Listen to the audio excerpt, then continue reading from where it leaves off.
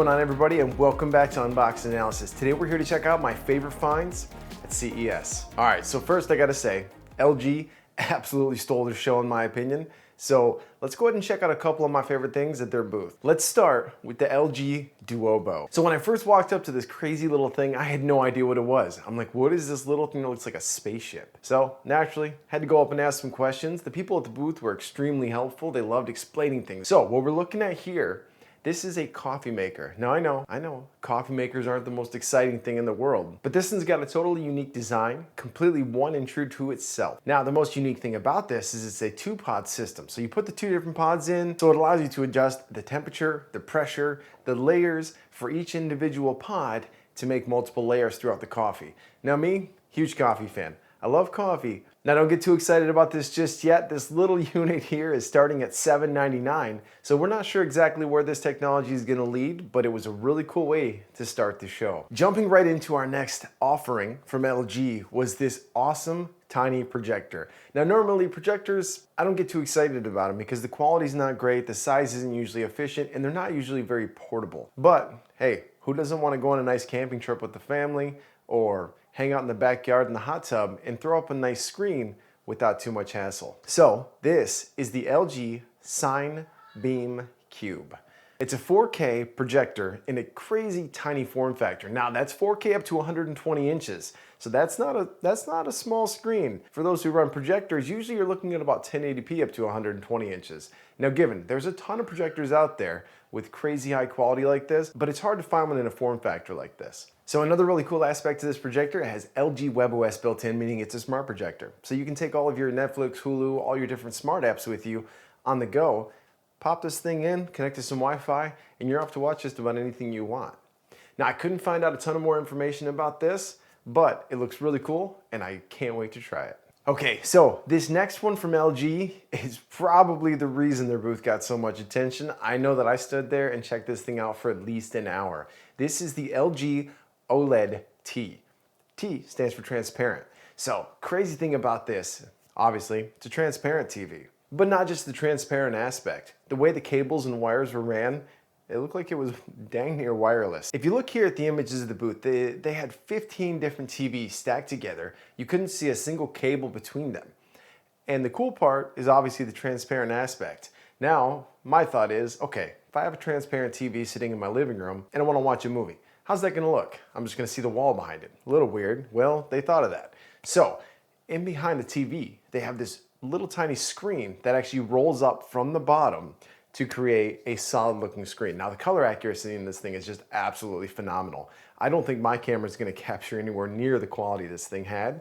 On top of that, LG was not the only ones featuring a transparent TV, but they seem to have the most well-rounded and complete unit at the show. You can see here that RCA and a couple other brands were featuring some transparent screens, a lot of them touchscreen, which I can see a lot of awesome uses for this. You know, in the end, it's more than just a TV, right? It could be a statement piece, a display piece. You put it somewhere different in the room. You don't always have to stick the TV against the wall now if it's not gonna block vision to the rest of the room. I'm sure there's a lot of other uses for it and we're not gonna dive too deep into those right now. Now, another thing I couldn't find there is the price. I have seen rumors around the internet of this thing running up as close to $100,000. Now, obviously, if it's anywhere near that price, I don't think anybody watching my channel or myself is gonna pick it up. But considering the amount of companies focusing on transparent TVs, I have a feeling it's gonna be kind of a staple in the future, so I can't wait to check one out. All right, rolling right into our next category here. I'm gonna call it a category instead of a product because there were so many different options to choose from at CES, I couldn't just pick one. Although there is a notable mention here in a little bit, the portable power stations. If you guys have seen my videos on the Blue Eddy or the FJ Dynamics or one of the multitude of power stations I've checked out, you guys know I like them. It's something about the ease of use and the reliability that really interests me, you know, renewable power. So obviously the biggest thing going on in the power industry right now, portable power boxes and portable generators. Now, of course, some of the staple runners like Blue Eddy and Jackery, absolutely just killing it. But then the part that really surprised me is I saw about 30 brands I'd never even heard of. A little bit of a special note here is Yoshino Power. Now the coolest thing about them is they're not using LiFePO4 batteries like everybody else. They're using a type of solid state lithium battery. Now just the quick benefits to a solid state, well, let's just say you don't have to worry about battery degradation or battery failures quite as much, and it reduces the weight. So the units are probably gonna weigh the same, but they're gonna have a lot more power packed into that same space. Now, of course, if you've been watching my channel for a while, you know I have an interest in keyboards. I have a couple sitting over here for a future video, and you know I had to go out and find the keyboard makers that were currently sitting at CES. My favorite booth, hands down, was the EpoMaker booth. Now, I have not reviewed a board by them just yet, but don't worry, there's gonna be plenty coming after what I saw at the show. So let's go ahead and check out a quick little snippet of an interview I had showing off one of the new boards by EpoMaker. Okay, we're here at the EpoMaker keyboard section at CES, and we're here to talk about. This is our latest model. This is the Moonshadow 81. This is a fully customizable, hot swappable board, full aluminum build. And what we're really excited about is this gives the opportunity for users to completely customize every aspect of the board. So the two little buttons pop out. Put that aside. Now the main reason I wanted to show this board off is because you cannot see the quality in this video. You have to feel this thing to actually understand the quality. This thing is heavy, it is solid. Oh yeah. We'll be getting a closer review at this probably in a couple of months, but go ahead and continue. Yeah, so it's a fully aluminum CNC board, and you just take the tabs off from the back, you pop the top off like that, pop comes off, and then the PCB board as well as the gasket and the underlying dampening foam, they can all be replaced, you can all pop them off. It's fully customizable. The board itself is fully hot swappable, and I don't think there's anything like this on the market right now. So there's not anything that I've seen, but yeah. I will say this board, the quality from the CNC'd aluminum is absolutely fantastic, and I want to thank you for helping me out in this video. We'll see you at EpoMaker. That's right. Back to the next one. Now during this trip, I also learned that EpoMaker has a couple other different brands from Keyboom and a couple other ones for high-end audio, even higher-end keyboards. And believe me, we're going to be checking them all out as soon as I get my hands on them. Now, a couple of honorable mentions was a company called Keyboom. Now, Keyboom was down in the basement of CES. If you haven't seen that video, make sure to go check it out. But Keyboom makes their keyboards out of bamboo. Now, what's really cool about them is I've seen different custom wood and bamboo boards in the past, but they're normally using membrane or really cheap boards inside. But this one had different hot swappable keys, switches, everything. Super cool idea. Another pleasant surprise was meeting a really nice guy at a booth for the company Meteon. Now Meteon makes a whole bunch of different gaming peripherals from desks to chairs to keyboards, and I'd never even heard of them. That is one of the coolest parts about this show, just getting to see all these different companies I've never even heard of. So I'm gonna be ordering a couple things from there and we'll be checking them out soon. Now coming into one of my probably top spots of the entire show, the mobility sector this year absolutely blew me away. We had car companies like Bugatti and Fiat showcasing not only just a Bugatti, but actual scooters in their own brand. Now, I'm not sure if they're the ones who directly manufacture these, but they looked awesome. Given the Bugatti scooter coming in at $1,600 with only a 600-watt motor isn't exactly a great price to performance benefit, but if you've always wanted something that said Bugatti on it, this might be your cheapest chance. Now, the Fiat side of things coming in were a lot more reasonable, coming in around $500, and these are scooters you can purchase now. But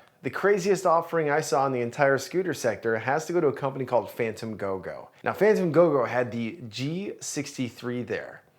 Now, speed and power-wise, they're pretty much on par with your average $500 to $1,000 scooter, with one big caveat. They have the ability to swap out the wheel in the front and the wheel in the back with a track and a ski, allowing you to ride in the snow with this, which is just completely different from any other scooter out there. Now, I have seen some concepts about this before on the internet while doing research for different scooters, but this is the first time I've actually seen a completed unit in person. Now, the speeds on this thing go from about 22 miles an hour if you have the tracks on, up to 31 miles per hour with the wheels and the motor. Now, it does boast a 1,500-watt single motor, not a dual, but that kind of makes sense when you expect to switch out the front one with the ski in the winter. Now, another cool part is, even though this comes in at $2,500, not the cheapest scooter out there by any means, it does come with the track and the wheels, both together in the box. Now, this next portion is for the filmmakers, the camera people, or just people who want to get some really cool shots. Hoheim. So, I'd never heard of this brand, but apparently they have a pretty big following. So this right here is something I picked up at the show. So Hoheim makes a whole bunch of camera equipment, and the cool part is the AI functionality. So right here on this is their AI camera. So what this does, I'll do a full video on this, but what this does here, it clips onto the side, and it allows you to control the camera to follow you. You can put a DSLR on here, a phone, all sorts of other things. Really awesome products. Quality is absolutely phenomenal. Setup was a little tricky at first, balancing, but once I got the idea, it was pretty easy. Now, the people I met there at Hoheim, super awesome people. Can't wait to work with them here in the future. They also hooked me up with this. This is another lavalier mic from Hoheim that was just released a few days ago. Well, a couple of weeks ago at this point, but it's a wireless lavalier mic that connects to your phone. I recorded some of my previous videos.